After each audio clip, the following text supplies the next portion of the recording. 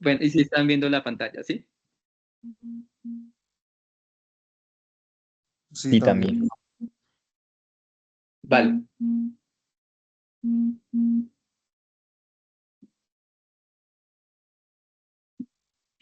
Listo. Entonces, bueno, como bien me presentó Paula, mi nombre es Miguel Ángel Penagos, soy estudiante de 10º semestre. Hoy pues vengo a hablarles un poquito, pues teniendo en cuenta la charla que tuvimos hace 8 días sobre un artículo que encontré en la revista Clinical Therapeutics que me habla sobre los avances recientes en el manejo individualizado del síndrome de ovario poliquístico, que como veíamos la semana pasada es una condición endocrina y metabólica crónica que es de etiología multifactorial, que se caracteriza por tres cosas principalmente, que es la alteración en la ovulación, el hiperandrogenismo y pues la morfología poliquística ovárica, que es lo que creo que todos pensamos cuando nos dicen síndrome ovario poliquístico, pero que no necesariamente está en todas las pacientes, pues ya eso lo vimos la semana pasada. Y a tener a consideración, pues para que traigan a memoria lo que hablaban la semana pasada, está muy asociada a trastornos metabólicos que tienen como eje central la resistencia a la insulina. Es muy importante que traigan esos conceptos a colación. Igual a medida que pues hablemos del tema, pues vamos a traerlos, porque precisamente esta revisión, que es una revisión narrativa, se enfocó sobre todo en aquellos estudios que evaluaron los mecanismos o, bueno, estrategias terapéuticas con las cuales se puede mejorar sobre todo la parte metabólica de estas pacientes, que a su vez va a mejorar su condición su condición de fertilidad y regularidad del ciclo menstrual, así como su calidad de vida. Entonces, este es un artículo publicado en el hospital Hindu Mission en la India, con el equipo de los doctores Moka Murali Krishna, Sriram Damal Kandai y el doctor George Melvin.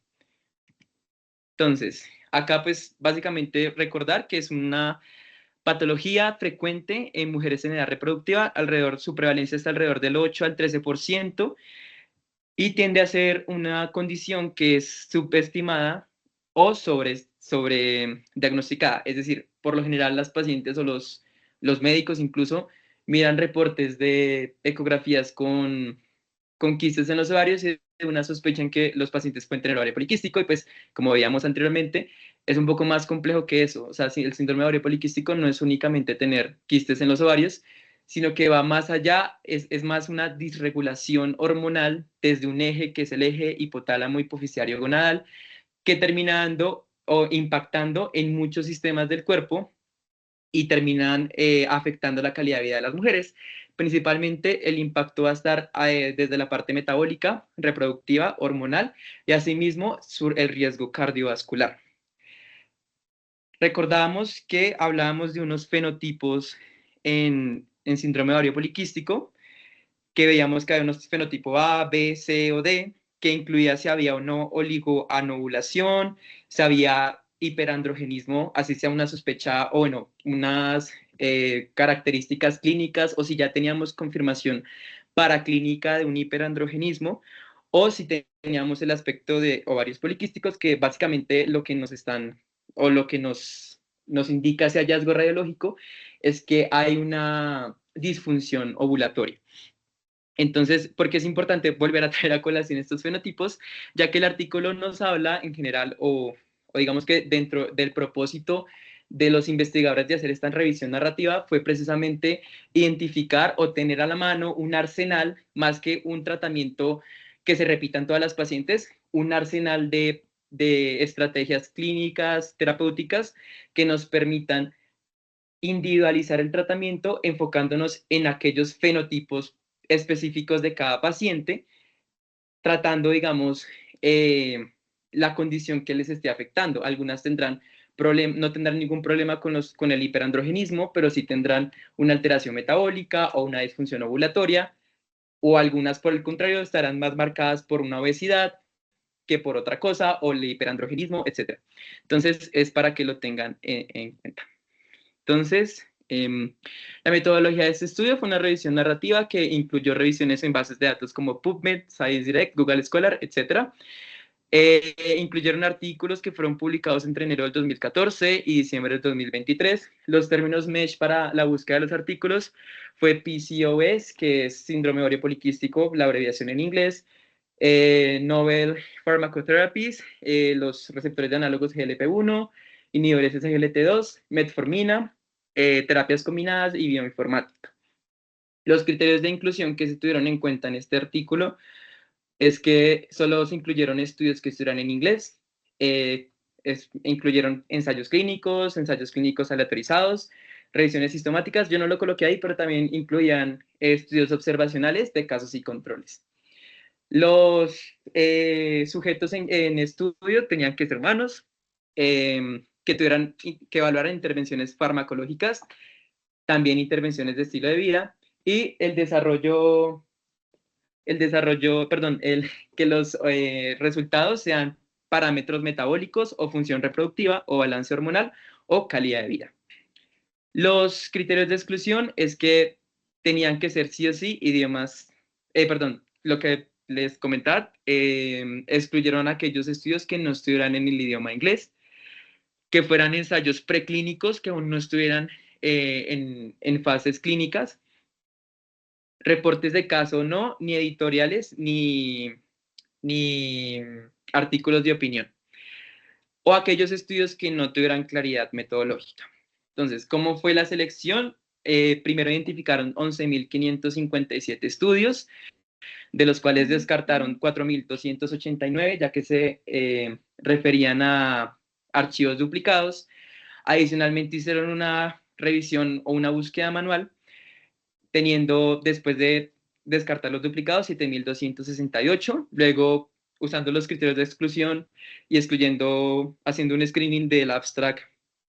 y descartando revisiones que no fueron relevantes, se quedaron con 94, y de aquellos excluyeron 38, 32 y 3, aquellos que no podían tener acceso al texto completo del artículo o que no podían revisar cómo había sido el protocolo del estudio, teniendo como resultado 21 estudios elegibles con los cuales se hizo esta revisión narrativa. Entonces, esta es una información general sobre la evidencia actual o la evidencia que recopiló esta revisión narrativa. Recordemos que el pilar del tratamiento en cuanto al aspecto metabólico en el síndrome ovario poliquístico sigue siendo la metformina y los cambios en el estilo de vida, así como los suplementos como la vitamina D, los anticonceptivos orales, el mioinositol, entre otras cosas, pero pues digamos que no nos vamos acá a enfocar tanto al tratamiento actual, sino a lo que el artículo revisó y encontró, porque sobre todo vemos que medicamentos que hemos visto que también están surgiendo, digamos, dentro de otros contextos metabólicos, como lo es el síndrome cardiorrenometabólico, o la falla cardíaca, o la enfermedad renal crónica, que son, digamos, enfermedades que sabemos que tienen no necesariamente la misma vía de llegada como lo es el síndrome ovario poliquístico, pero que sí son el resultado de alteraciones metabólicas, que igual el síndrome ovario poliquístico nos puede llevar a eso, que de pronto en esos campos han tenido más evidencia, pero que están empezando a haber estudios donde nos están diciendo, oigan, los análogos GLP-1, los inhibidores SGLT2, la combinación de los mismos o algunos antagonistas de la GnRH podrían ser útiles en el manejo de este tipo de alteraciones metabólicas y no únicamente la metformina como siempre lo hemos tenido en cuenta. Entonces, aquí pues quiero como hacer un recorderis un poco muy superficial de la fisiopatología central del síndrome ovario poliquístico, y es que recordemos que hay una disfunción en los pulsos de LH y FSH a nivel de la hipófisis, por lo que hay un aumento, digamos, de esos pulsos de LH que hace que se estimulen más células de la teca y la granulosa, células de la teca, la FSH pues estimula la granulosa y favorece la conversión del colesterol a los andrógenos. Digamos que esta sobreproducción de andrógenos no puede ser compensada por la aromatasa, que es la que se encarga de convertir los estrógenos, por lo que aumenta esa carga androgénica y generan los síntomas de hiperandrogenismo, que van a llevar a la disfunción ovulatoria, a los problemas, digamos, dermatológicos que también presentan estas pacientes. Y adicionalmente se ha visto que el componente metabólico también es una vía que lleva a que haya esta alteración, ya que si tenemos unas alteraciones pues, genéticas que nos lleven a que haya un aumento en la resistencia periférica a la insulina o incluso que no sea de causas genéticas, sino sean causas adquiridas que nos lleven pues, precisamente a lo mismo, que haya un aumento, una resistencia a la insulina periférica, como lo puede ser pues, la obesidad y otros trastornos metabólicos. Eso nos va a llevar a que haya una saturación o una disregulación del metabolismo hepático que nos va a generar una esteatosis hepática. Al hígado estar, digamos, con esta disfunción enzimática, digámoslo así, disminuye la producción de hormonas transportadoras de hormonas sexuales, por lo que aumenta la testosterona libre,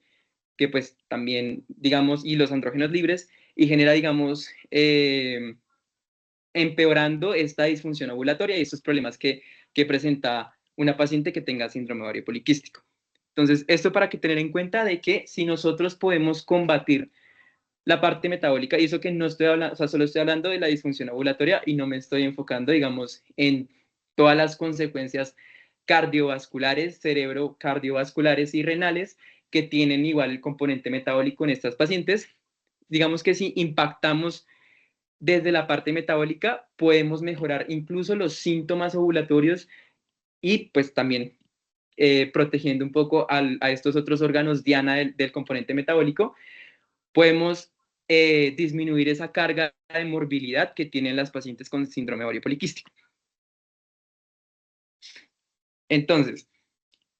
la metformina, recordemos que es una biguanida, que su mecanismo de acción es que se une a receptores hepáticos, disminuye la gluconeogénesis, mejora la captación periférica de glucosa,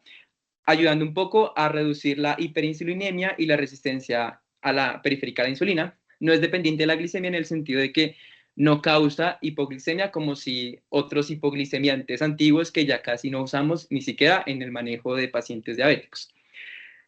Entonces, ¿qué recopiló el estudio sobre la metformina?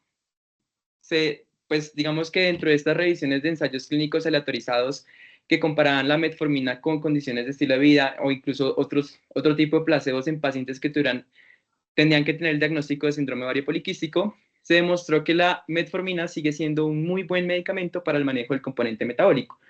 ya que disminuye la hiperinsulinemia, como les estaba contando, y el índice de OMA-ER, que recordemos que el índice de OMA-ER es aquel índice que calculamos, digamos, teniendo en cuenta la insulina basal, la glucosa basal, y nos habla es como un indicador de resistencia a la periférica a la insulina.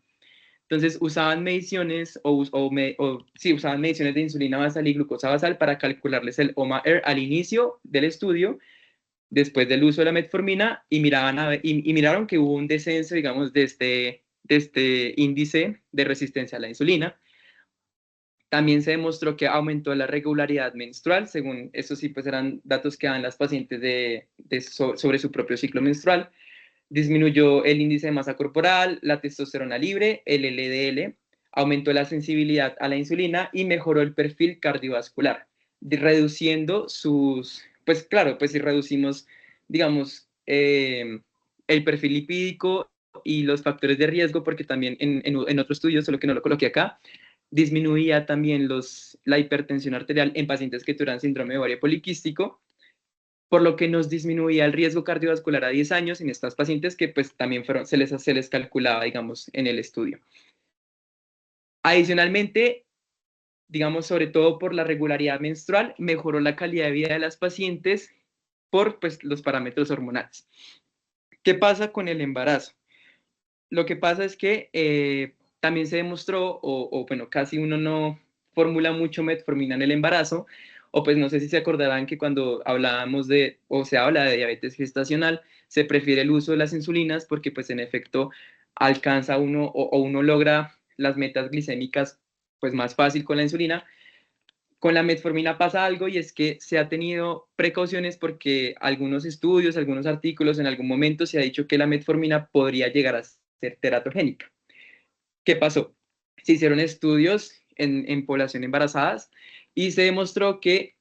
fue un estudio poblacional de casos y controles se demostró que no hubo un aumento significativo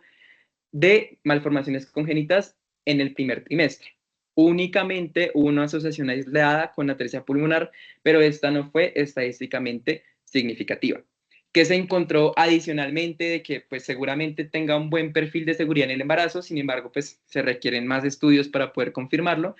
Se demostró que habían efectos inmunomoduladores, digamos que en cambios de citocinas, que ayudaban a disminuir este componente metabólico en el embarazo y mejoraba la calidad de vida de las mujeres en embarazo. También se demostró, como pues, sobre todo fue en el estudio poblacional de casos y controles, que era seguro tanto de uso preconcepcional, es decir, que el embarazo no contraindicaba, o pues al menos teniendo en cuenta esta información, no debería contraindicar el uso de metformina, y durante la gestación también se consideraba seguro. El estudio también evaluó la metformina con sitagliptina. La metformina con sitagliptina se demostró que potenciaba, digamos, entre estos dos fármacos. Recordemos que la sitagliptina es un inhibidor de la EPP4, que lo que hace es que aumenta la disponibilidad de las incretinas, aumentando así la producción de insulina pancreática y disminuyendo pues, los niveles de glucosa. Tanto la metformina como la sitagliptina se miró en en un ensayo clínico aleatorizado en el que comparaban metformina sola y metformina con sitagliptina. Y se evaluaban parámetros como pues, las tasas de ovulación, la calidad embrionaria, entre otras cosas, y se demostró que estos dos medicamentos potenciaban su uso. Y se demostró que aumentaba más las tasas de ovulación, hasta un 25% más que la metformina en algunos estudios, que aumentaba la calidad embrionaria, que disminuía la cantidad de ovocitos inmaduros, es decir, que también mejoraba, pues indirectamente terminaba mejorando los hallazgos de ovario poliquístico, y aumentaban las tasas de fertilización, es decir, aquellas mujeres que tenían síndrome ovario poliquístico, que habían tratado de quedar en embarazo, con metformina y sitagliptina, a diferencia, digamos, de la metformina sola, se vio que en estas pacientes aumentaba más, o sea, aumentaba la tasa de fertilización, perdón, más que la metformina, pero aquí pasa una cosa, y es que así como aumentaron o se potenció esos efectos beneficiosos, también aumentaron las reacciones adversas. Entonces, igual hay que tener cuidado porque se demostró sí, con datos estadísticamente significativos que aumentaban las náuseas, la diarrea, la disminución en la absorción de la vitamina B12 y el riesgo de acidosis láctica, que recordemos una reacción adversa frecuente en aquellos pacientes que estén con uso crónico de metformina.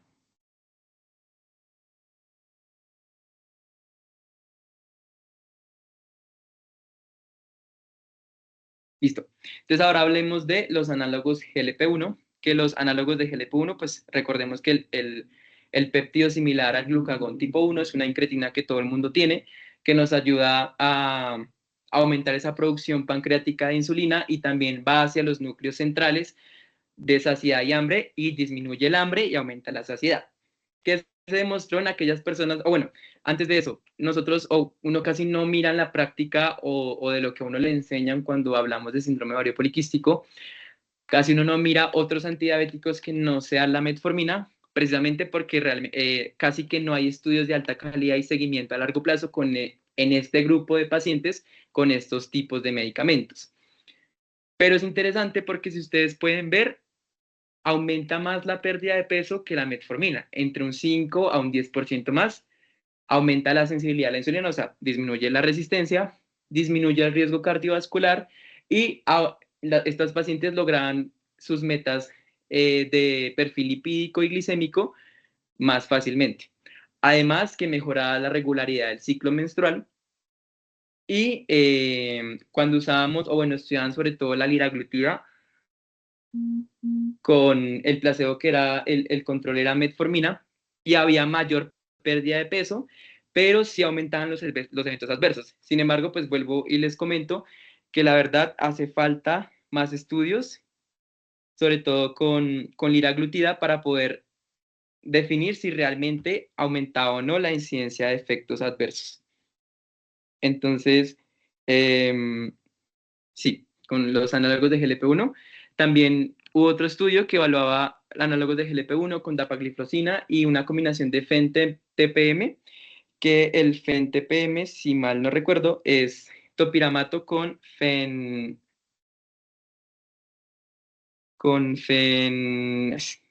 se me olvidó, pero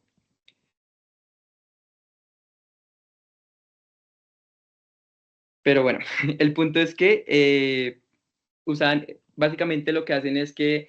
son medicamentos que usan para el control de la obesidad, que también actúan a nivel central, inhibiendo los impulsos de hambre y saciedad. Entonces aumentaban la saciedad y disminuían también el hambre. Evaluaron tanto los GLP-1 en combinación con la dapagliflozina, que es un inhibidor de SGLT2, con esta terapia durante 24 semanas, y se dieron cuenta que era superior a estas estrategias que pues se usan, digamos, en pacientes con obesidad, que la combinación de análogos GLP-1 con dapagliflozina aumentaba la sensibilidad a la insulina y disminuía el peso sin generar eventos adversos graves reportados. Por lo que pues igual hacen falta más estudios, pero pues es un buen inicio para uno poder ir pensando en que estas pacientes seguramente se puedan, sobre todo aquellas que tengan un fenotipo más metabólico, con más obesidad, más resistencia a la insulina, seguramente sean pacientes que se pueden beneficiar de este tipo de intervención.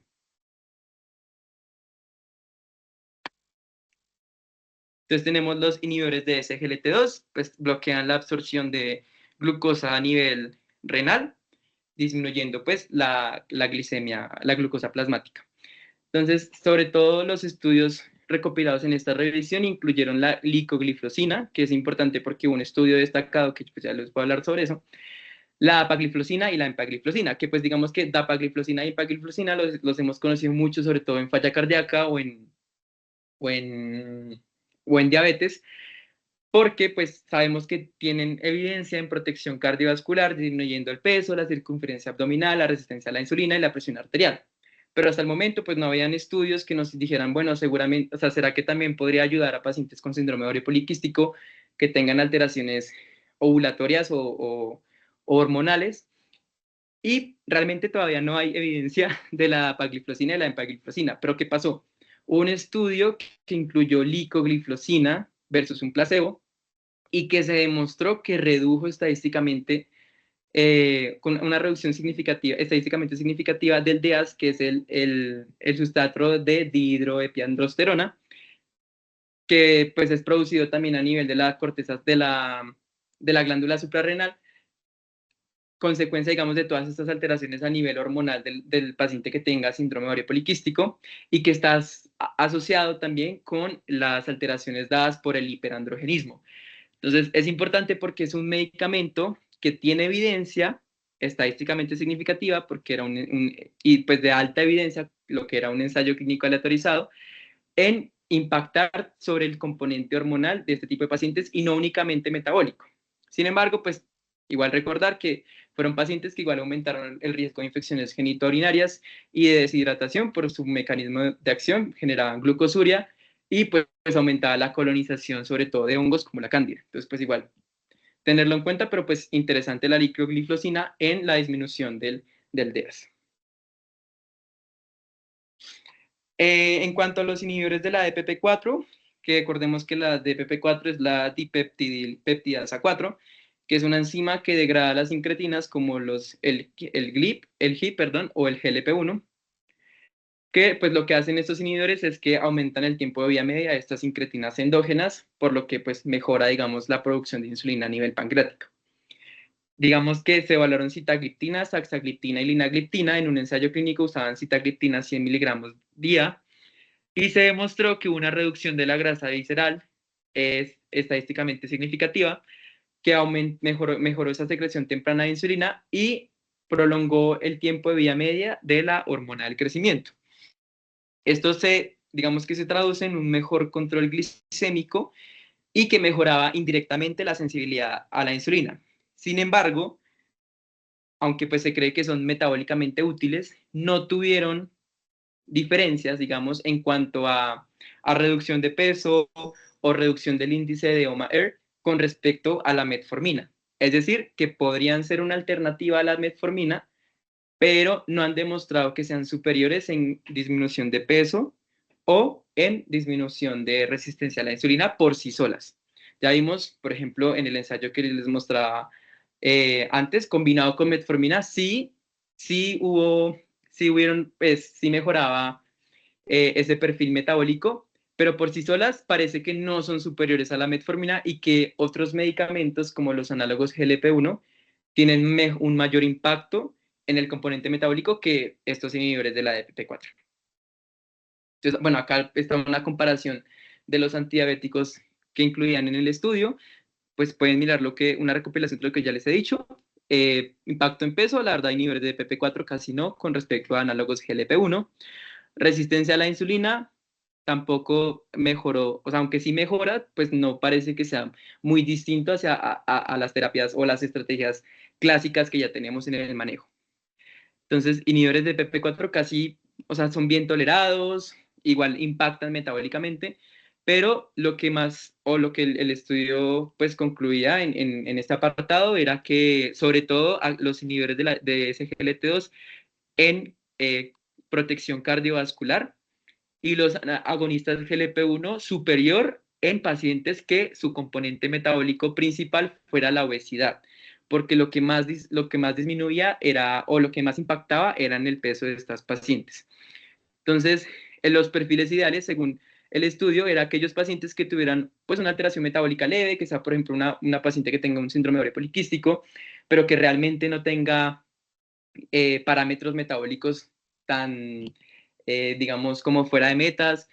que digamos que su componente sea realmente más asociado a la disfunción ovulatoria o al hiperandrogenismo,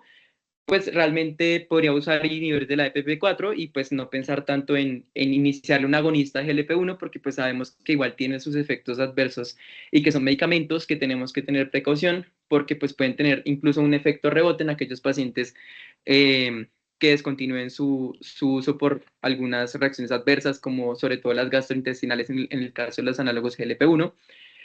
que pueden tener un efecto rebote y empeorar ese componente metabólico. Entonces pues uno va evaluando las necesidades de la paciente para escoger qué tipo de estrategia farmacológica podría beneficiarle más. Entonces, una paciente que tenga una obesidad significativa y que adicionalmente tenga un hiperandrogenismo que esté siendo favorecido por esta alteración metabólica, podríamos pensar en que, bueno, puede recibir un análogo GLP-1 que digamos que la indicación estaría más por su obesidad que por el síndrome ovario poliquístico per se, pero que no necesariamente por su síndrome ovario poliquístico pues va a ser una contraindicación y por el contrario nos va a mejorar el hiperandrogenismo de esta paciente. Y los inhibidores de SGLT2, pues acá dice obesidad y resistencia a la insulina,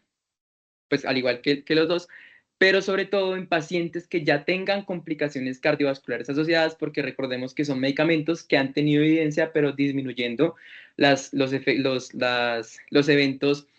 adversos cardíacos mayores, como infartos, ACV, etcétera. Entonces, aquellas pacientes que de pronto ya tengan una falla cardíaca secundaria a una cardiopatía isquémica que fue precipitada por este síndrome ovario poliquístico, uno igual podría iniciar los inhibidores SGLT2, digamos que no habría una contraindicación, o si es una paciente que tiene ya antecedentes cardiovasculares, pues yo podría, en vez de la metformina, usar inhibidores SGLT2 o incluso poder usar terapias combinadas para disminuir este componente metabólico, sobre todo pensando en la protección cardiovascular.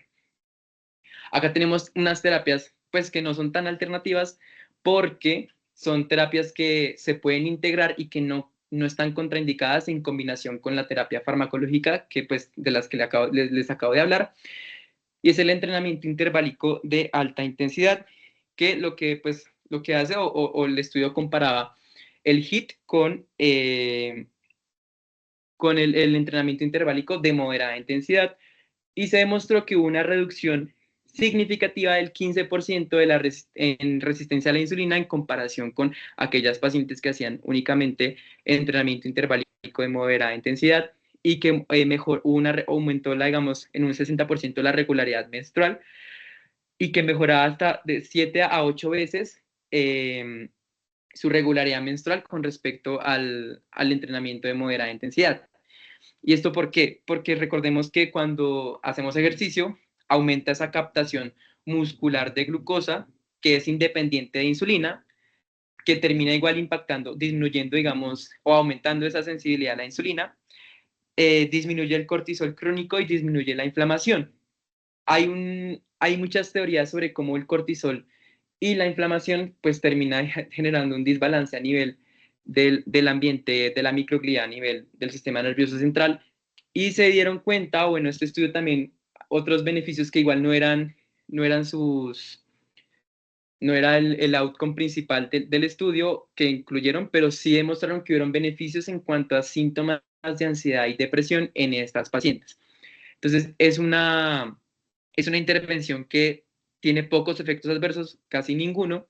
y que por el contrario nos impacta no solo en el síndrome ovario poliquístico, sino también en otras, digamos, condiciones o patologías que puedan ser derivadas de una alteración sí, de un impacto en la calidad de vida que tienen estas pacientes, como lo pueden ser la ansiedad y la depresión. La intervención nutricional, tenemos la vitamina D3 y las dietas de bajo índice glucémico. Digamos que estas estrategias ya estaban o ya se han estudiado y ya han estado digamos, en el manejo estándar de estos pacientes. La dieta bajo índice glicémico, pues, disminuye el índice de masa corporal, eh,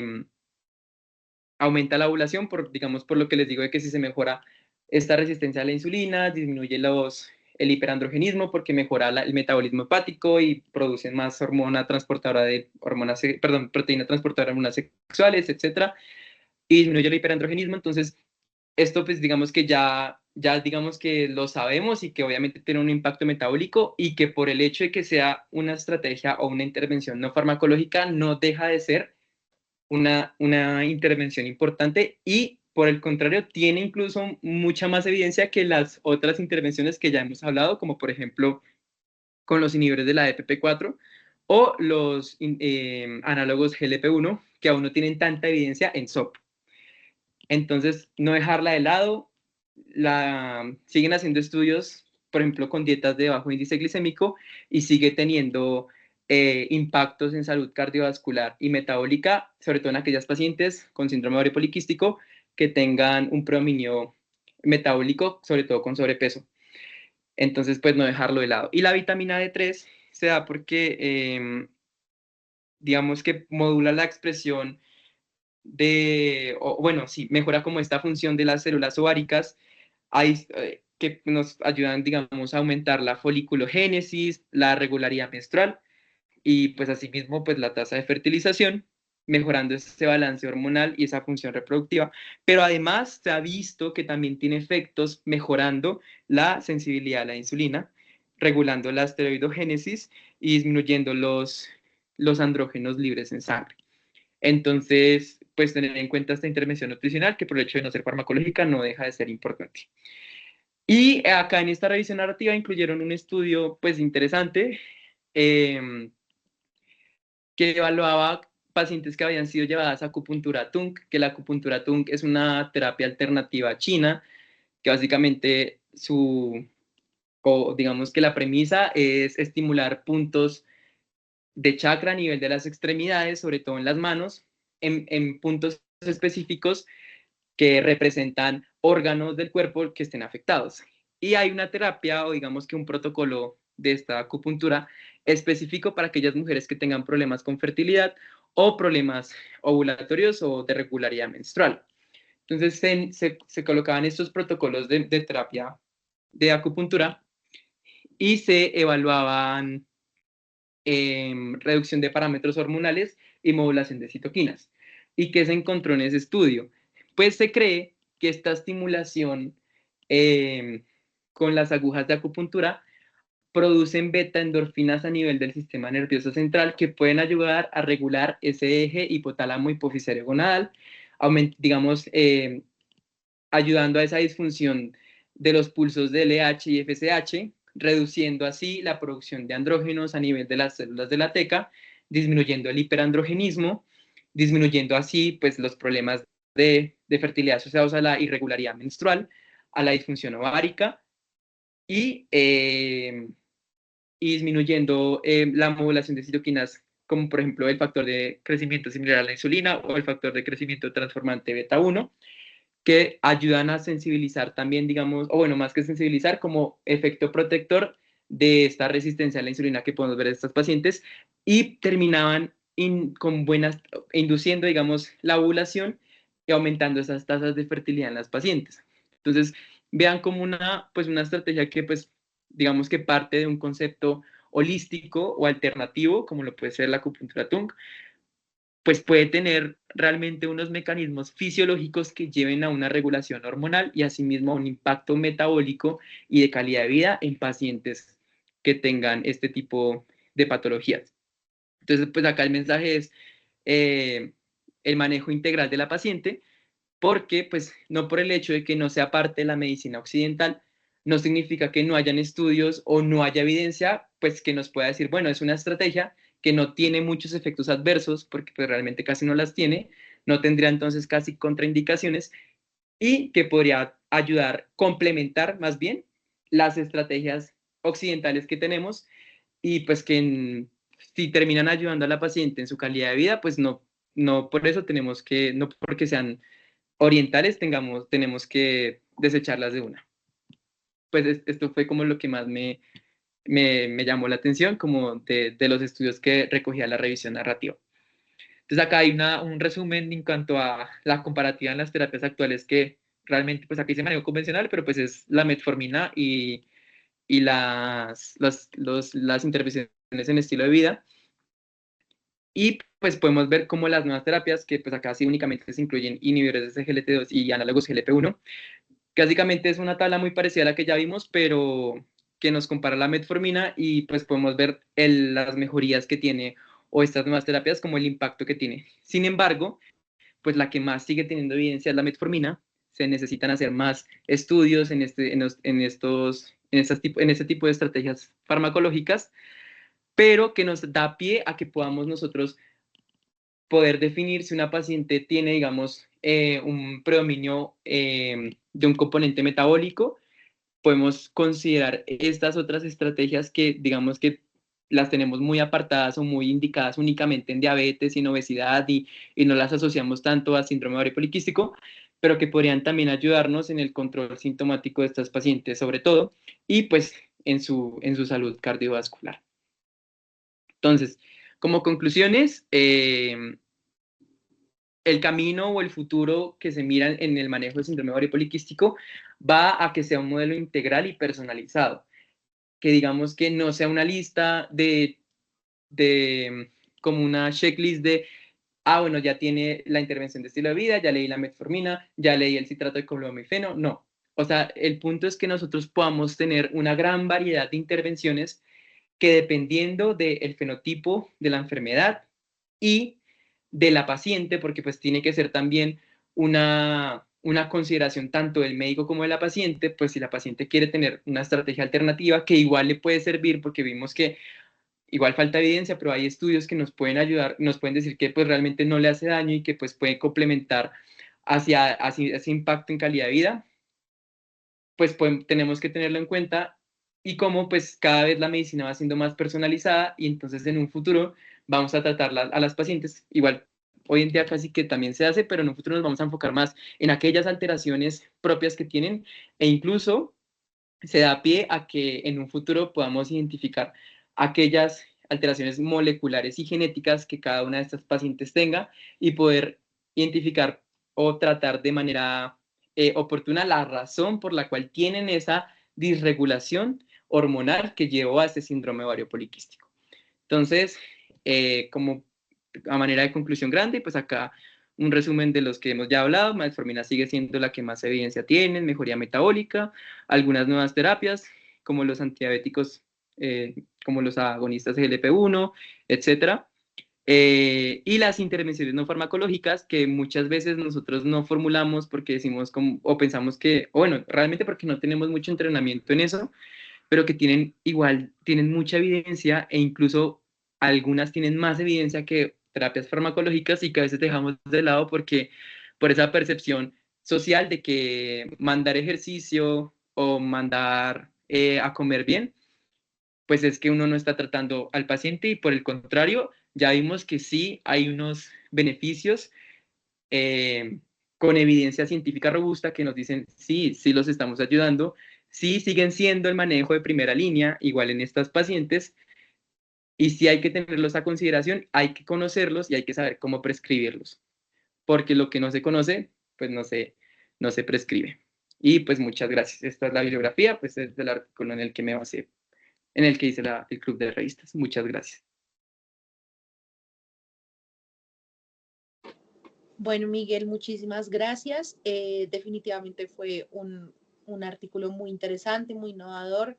Se abarcaron demasiados temas muy, muy importantes. Muchísimas gracias por tu preparación, por esta presentación tan excelente.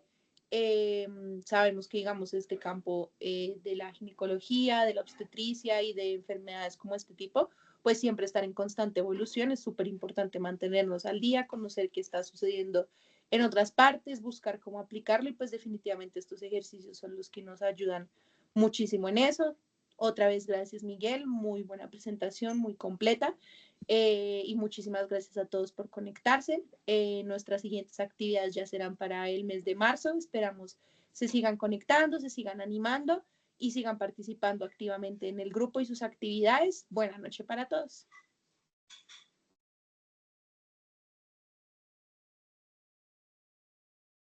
Muchas gracias a todos.